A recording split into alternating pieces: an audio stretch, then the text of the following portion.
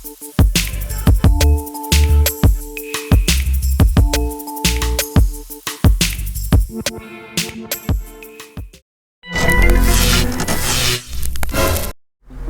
what's up everybody? This is Royce from Pedal Metal. Welcome to my channel. Tonight's video is going to be something different. I haven't done a 1/24 scale diecast review / unboxing in quite a long time.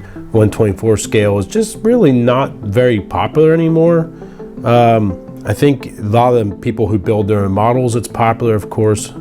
But for most diecast enthusiasts, it's kind of really not super popular anymore. It's either 1/18 scale, and of course 1/43 is sprinkled in there as well. Anyway, we'll get started here. This is a new old stock Paul's Model Art 1/24 scale. It is a 1955 Mercedes SLR, 1955 Le Mans, and this is the Juan Fangio car. And not sure what this here is saying here. I guess there's two of them for a reason. No certificate. It says it's constructed by hand.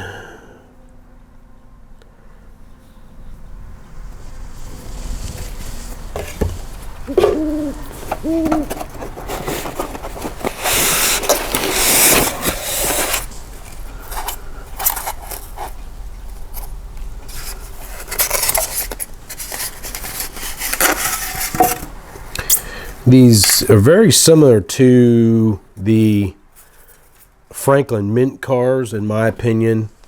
Maybe a little bit better quality, but I always wonder if they were made at the same factory. But as you can see, very nicely detailed. They do have cloth inserts on the seat. You have the rear air brake. I think that's what this is, right? Yeah, the air brake assembly would come up. Obviously that day, which was I believe what, June 11th, 1955, it was the deadly crash which killed like 80 plus people. Was the number 20 car, SLR, like this one, but it was number 20 was the one that crashed into Macklin's Austin Healey, I believe is what happened. Pierre Levine, I forget how you say his last name, French driver, was driving the Mercedes and tried to overtake on the left side, and the Austin Healey came over and they struck and both went up into the berm, and pieces and parts and the engine block from the SLR went into the crowd and killed a lot of people. But anyway, this thing is really cool. Not sure where this is supposed to go here. This hood prop. Oh, right there. There's a little divot there. Okay, let's see. Little divot there where the hood prop would go. I like how it's painted like flat black on the underside there. It looks cool. These are really nice. Like I said, I just unfortunately they don't go for a lot of money, I don't believe. Like I said, I don't think people really collect these anymore, the 1/24th, but I mean, this is nicely done. It looks like real metal exhaust tips. You got real metal mesh spoked wheels.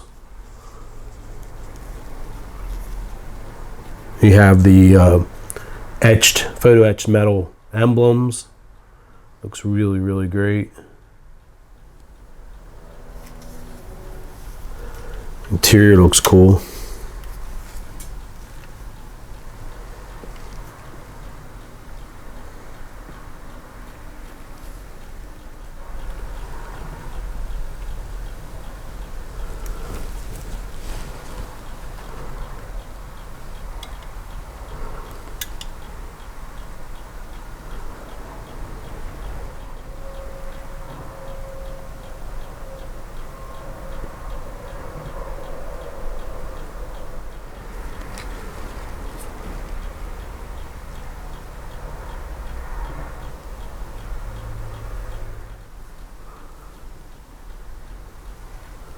Now with that tonneau cover on there, you can't really take that off to see what's doing under there, but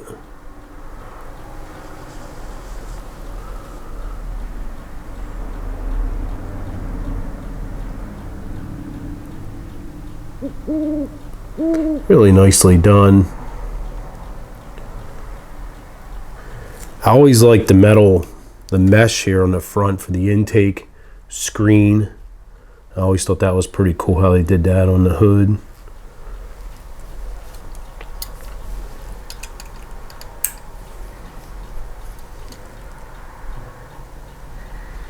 I think that, I don't know if that's an oil reservoir. It looks like there's another cap underneath of there.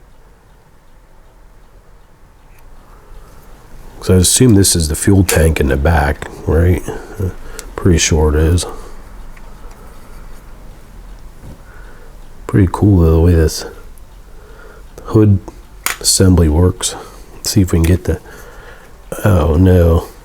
Did I just ruin it? I just did, didn't I? I just flicked the labeling right off the, just came right off the back. Be nice if I could get it zoomed up. I just bumped that right off with my hand. Somewhere it went flying. That's great. We'll have to see if I can find that then. I don't know where. That sucks. So here's the back trunk. Got a lot of bracing in there, and I can't believe I just did that. I flicked that off. I don't know where it went. Because I guess it was glued on there somehow.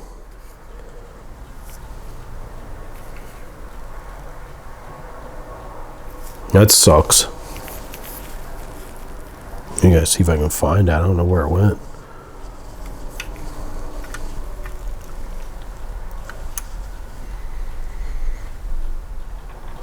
You can see there's a mesh screen in the front with those driving lamps. Really nice. It's a shame I just knocked that emblem off the back trunk lid there. I can't find it. I don't know where it went flying, but I think it was just like super glued on there, and I flicked it with my finger trying to get this trunk open. It went flying, but you can see that they have the 3 and an R printed right there on the trunk. I believe that's to help with the whoever was placing that photo etched badging there to help, you know, placement for when they're gluing it. So it sucks that I just lost it and I can't find it. So I'm gonna have to do some digging here. Not some digging, but looking on my floor and whatnot, see if I can find it. So I'm bummed out about that, but that was my own fault. So we'll put it up here on the turntable and check it out. So there you go, with it up on the turntable and get a good look at it now as it spins around. Absolutely gorgeous, beautiful design. I think looked like the door was ajar a little bit there, but beautiful. I think Paul's model art, in my opinion, I don't know which Chinese factory that they were made at, but they were always really well done, in my opinion. The 143rd, like their AMG cars, a lot of the 143rd cars were just really spectacular. I don't know if Paul's is even in business anymore.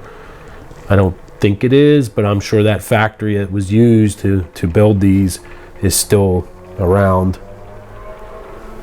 Really awesome. I'll try to get some better shots of the gated shifter and whatnot here, the interior, but just thought you guys might like that. It's probably gonna be a quick one here.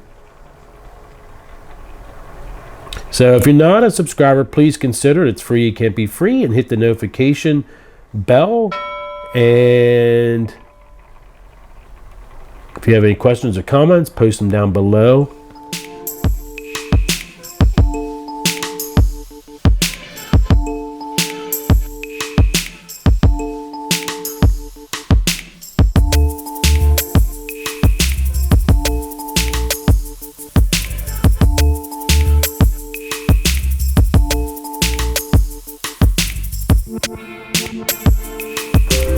Gorgeous, gorgeous, gorgeous, gorgeous.